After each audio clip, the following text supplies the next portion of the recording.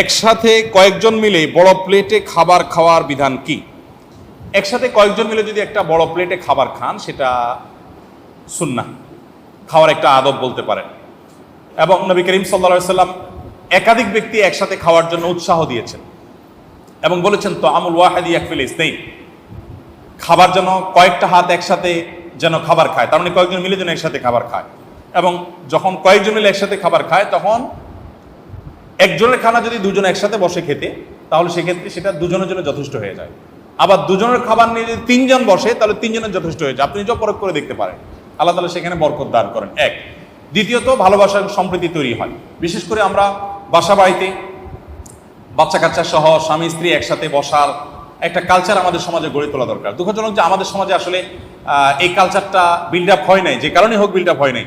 একসাথে বসে খাওয়ার দ্বারা এক ধরনের ভালোবাসা তৈরি হয়, সম্প্রীতি তৈরি হয়।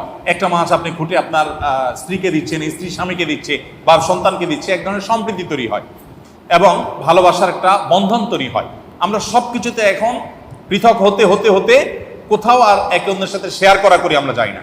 তো খাবারের ক্ষেত্রে একসাথে বসে শেয়ার করে খাওয়া, এটা নবী করিম সাল্লাল্লাহু আলাইহি সাল্লামের সুন্নাহ।